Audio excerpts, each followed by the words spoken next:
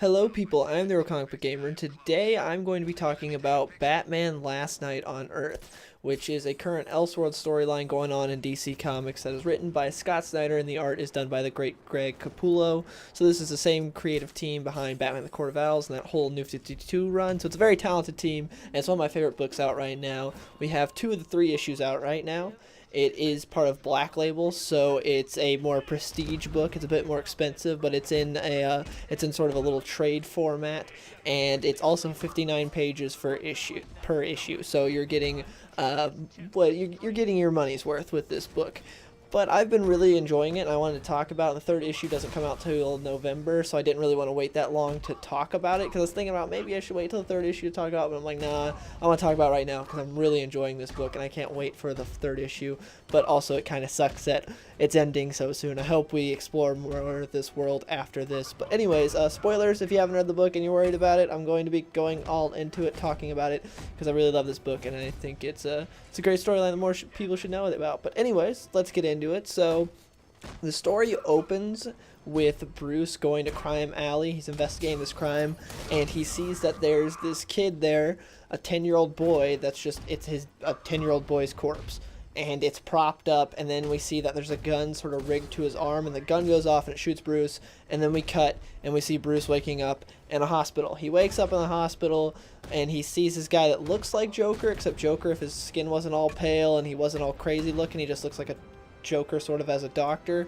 And Bruce is all confused, and Joker starts explaining what's going on. This Joker doctor is like, oh, you're finally up, yeah, it's great to see you, it's great to finally meet the real you, Bruce.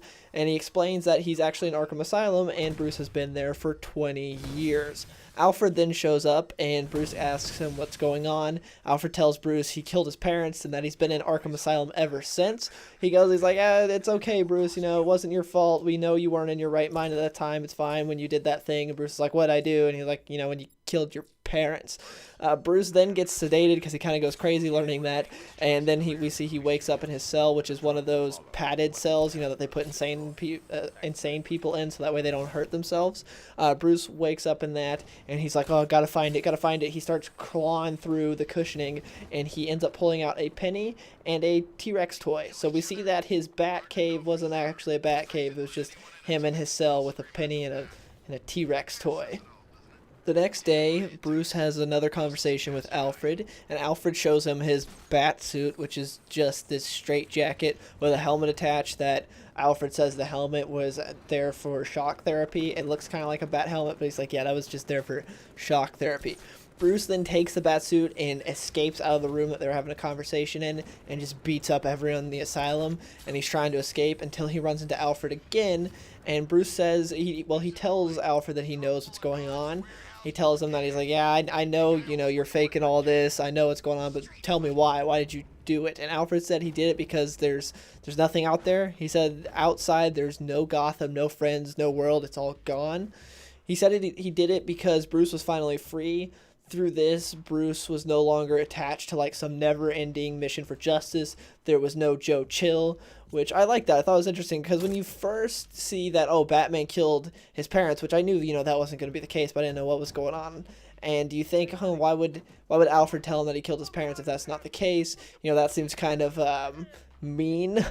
But then you see he did that so that way he wouldn't have anyone to go and hunt down. Because if Alfred was like, oh, this guy killed him, Bruce would go and try to hunt him down. Or if he's like, oh, this guy killed him, but he's actually dead now, there would feel like an emptiness for Bruce. Like there would be no chance to get justice. To where if he did it, as terrible as that would make him feel, there's kind of an end point there. There's kind of like well, I guess I was sick, and there's not much he can do. So I kind of thought that was smart of Alfred to do. To when he was thinking of all this for Bruce, he decided, okay, I'll just tell him that he killed his parents. As kind of messed up as it is, it also makes sense. And then after that, Bruce says he wants to see the real Alfred, because he earlier when him and Alfred were talking, he had touched his pulse and he felt his heart rate, so he could see that Alfred was older than he was letting on. So Alfred turns off the projection, and we see that Alfred is now an old man.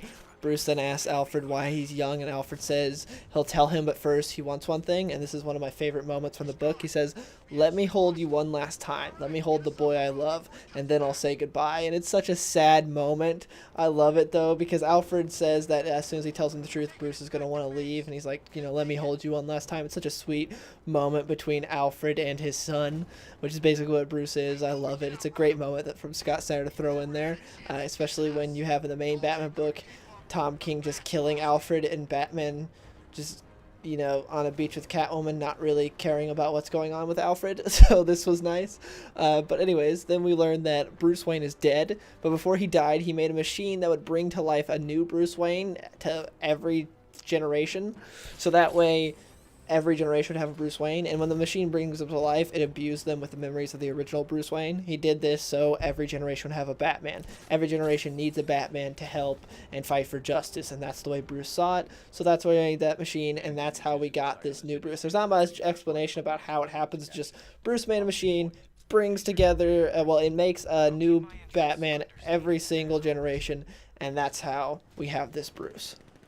And after Alfred tells him that, Bruce leaves, and we see when he leaves, he's not in Gotham anymore. He's in some desert, and he finds Joker's disembodied head inside a lantern in this desert, and he decides to take it with him on his journey, because he just goes, it's a big journey type book. I would say this book's very similar to Old Man Logan in terms of how the world is set up and how it's sort of a journey book going from point A to point B.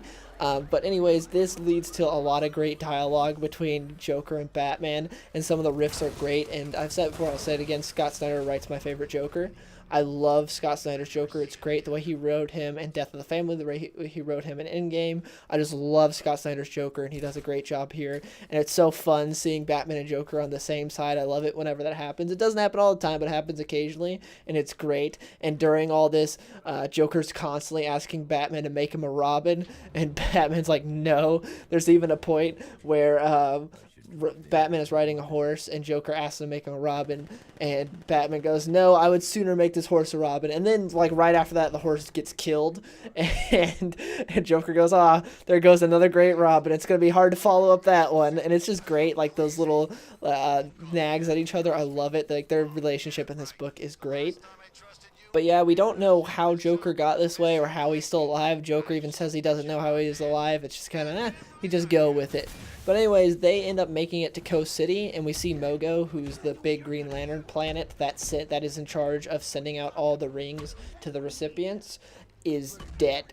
We learned that happened because Brainiac infected Mogo, and so because of that, all these Green Lantern rings fell, and so they ended up falling, and a lot of people just picked them up. So people that weren't meant to have them, people that are too weak to wield the rings, picked up Green Lantern rings, and they have that power, but they're so weak that it ended up being the opposite way. So their will was so weak that the Lantern rings kind of wield them. They become slaves to the rings. So we see that there's a bunch of giant green babies going around with just these slaves attached to the rings.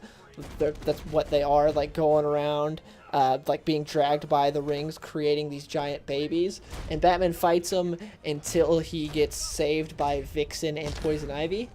Vixen and Poison Ivy take him to an underground base to meet their leader, and their leader is Wonder Woman.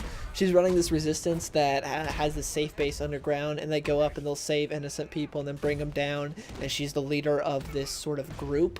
And she tells Batman about some of what happened, because Batman asked her again how the world got like this, and she says that she doesn't really know, but Lex Luthor appeared on a screen one day, told people that everything's bad, the world's ending, take what you want, no time to be good left, be what you're really meant to be, which is selfish and evil. And that's when people went nuts, but Batman still believed in people, and he ended up letting people into the Hall of Justice, and that's when they tore him apart, tore Black Canary apart, tore Green Arrow apart. They just went and killed a bunch of people, and so that's how Batman died. He just got killed by some regular people. He just basically got mobbed. And yeah, I'll get into that a little bit later about that reasoning, because we get a bit more detail later on, but that's what Wonder Woman tells Bruce. She also tells him that a new evil has arisen in Gotham, calling himself Omega. It's this guy that has gotten control of the anti-life equation, and he's using it to control all of Gotham. And there's a rumor that he's figured out a way to amplify the anti-life equation to spread it all across the planet and control everyone. No one knows who Omega is, but most people believe it's a former Robin. At least that's what Wonder Woman says. Well, she says it's a former disciple of Batman, but we see that's clearly a guy, so it's most likely a Robin, assuming what she's saying is true. Diana then tells Bruce that she made a deal with Hades to take all the people that she's been looking after to the underworld, where they will be safe from the anti-life equation, and she wants Bruce to come with them, but Bruce ends up leaving in the middle of the night. And after that, that's the end of issue 1, and then we see issue 2 opens up with connecting back to the beginning of issue 1, which, remember, issue 1 opened up with Bruce investigating that crime in Crime Alley where that little boy's dead body had that gun hooked up that shot Batman. Well, issue 2 opens up with Batman talking to Joe Chill. He goes to his house and he starts interrogating Joe Chill, and he asks him, he's like, why was that boy in the alley? I know that that boy is your son. The DNA says so, but I also know you didn't have a son. So what's going on here? And then Joe is just having the best time of his life. He's just laughing and telling Bruce that he knows, well, he's Batman, that he knows he's Bruce Wayne. And he's like, all these years you never wondered why? Well, no more secrets, so welcome to the last case you'll ever solve. Implying that Bruce Wayne's parents didn't die from some freak accident in an alleyway, that there's more things behind it.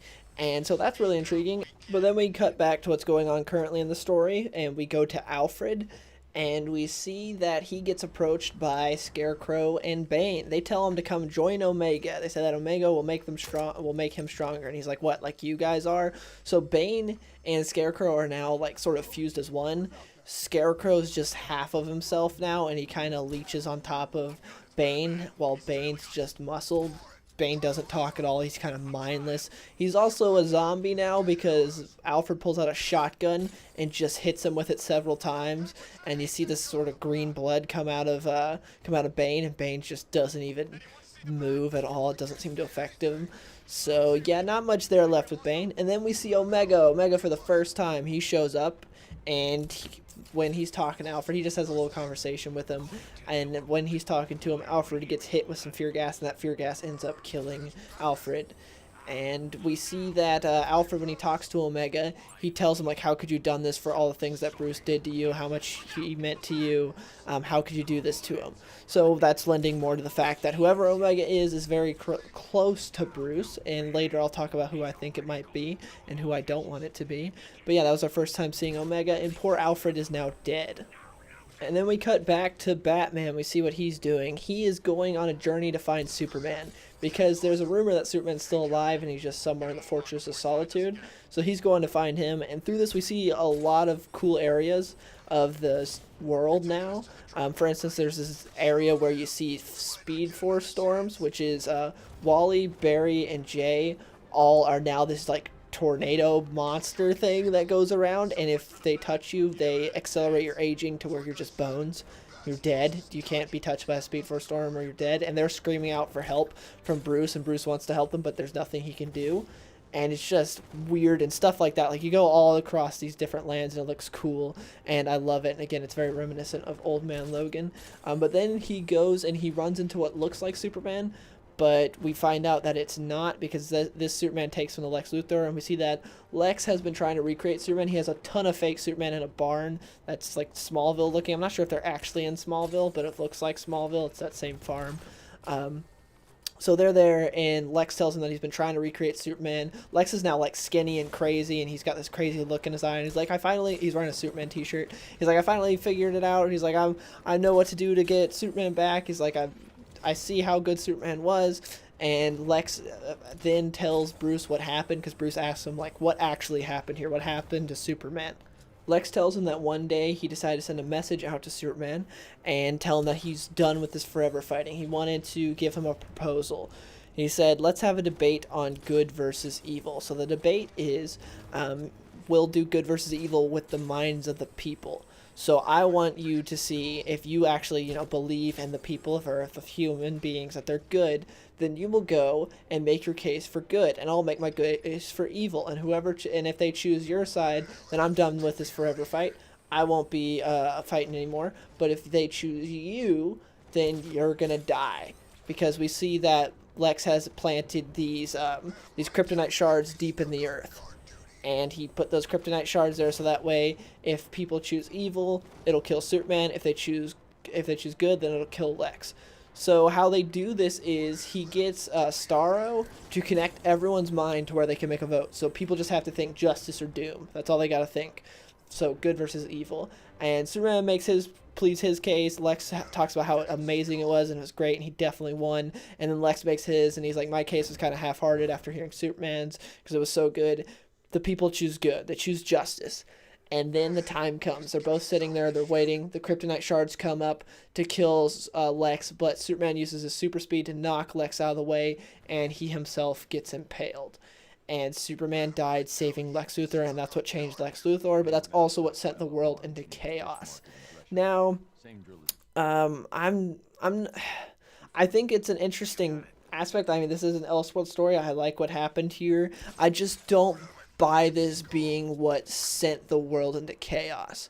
Or at least not the universe into chaos. Like, Superman's a big symbol for hope. Seeing him die like that, like, the people seeing that happen, that would have a huge effect and everything. But I don't see how that would cause all this different stuff to where, like, throughout the book, you hear stuff about, like, Thanagarians and, like, all these different, like, cosmic stuff. To where I don't see how this would affect that.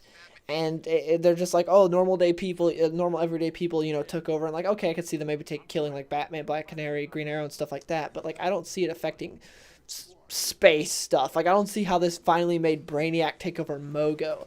That's the thing that's kind of weird with this book is the reasoning for why everything fell out of control. Like, why everything went under. Like, maybe on Earth I could kind of buy it, but cosmic level, it doesn't make a whole lot of sense. But that being said, it's just a nitpick I have with the book. I still love the book overall, but that part is kind of weird. But I did love that story about how Superman, even in the end, decided to sacrifice himself to save Lex Luthor. I did love that part.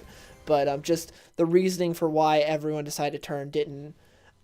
I don't think it added up, in my opinion. I don't think it really made sense, but it's not that big of a deal overall in the grand scheme of the book. But anyways, after Lex tells Bruce that, Scarecrow and Bane show up, and we see that Scarecrow had infected all those fake Supermen that Luthor had in his barn that he was trying to recreate Superman. So they start attacking Batman. Diana shows up, Wonder Woman, she shows up and kills one of them, and then she's just like, there's too many of them, we can't get out of here. Luthor then's like, okay, I'll open a portal for you guys to get out of here, and I'll distract my Supermen. So he opens the portal, closes it behind them, and distracts the Supermen, so they come and kill him. So Lex died similarly to Superman in the fact that he sacrificed himself for others. So that was a nice little character arc that Lex had right there, where he died doing something heroic, something that Superman would do and did do for him. So I like that. Thought that was a cool moment. And then we see Diana and Bruce go to Gotham. And they go to Gotham, and we see that it's been completely taken over by Omega. Omega has taken over Gotham completely, just like Diana said. And then when they're there, they run into the Court of Owls. The Court of Owls are like, we sentence you to death, blah, blah, blah, blah, blah. And then Bruce is like, wait, I recognize your voice. He's like, it's me, it's Bruce. And then we see that one of the Talons take their mask off, and it's Dick Grayson. And that's the end of issue 2, and we're waiting for issue 3, which doesn't come out until November 3rd. So now let's get into some things I want to discuss about the story, just a few things. So, one, I have a theory, and that theory is that Joker is not real. Because throughout the book, Joker's constantly talking. He's always by Batman's side, but no one else ever acknowledges Joker. Diana doesn't acknowledge him. Lex Luthor doesn't acknowledge him. Dick Grayson doesn't acknowledge him at the end. Like, you think all these people that see Batman holding Joker's severed head in a lantern while Joker's constantly talking would say something about it, but no one says a word. No one acknowledges Joker. So I think that's pretty easy to decipher that Joker is not real. I guess it's just a figment of Batman's imagination or something else entirely. I'm not sure, but I'm assuming we'll find out in issue 3. And then my other thing is who is Omega? Dear God, I hope it's not Jason Todd, because I love Jason Todd, but he's great as Red Hood. We already got that reveal forever ago. And then he's been the Arkham Knight, which wasn't that long ago. In the comics, he's not the Arkham Knight, but in the games when the Arkham Knight first originated, he was, and that was a letdown. I don't think we need Jason revealed, even though it's an Elseworld story, as another villain. I think that'd be stupid. That was the thing that kind of sucked about Arkham Knight, was like, oh, Jason Todd's the Arkham Knight. It's like, well, he's already Red Hood. He doesn't need another persona. Same with this. So I'm assuming it's probably Damian. Like, that would be the easy guess, but I don't know if it's someone else. It's also implied in the book that it could be another Bruce Wayne clone.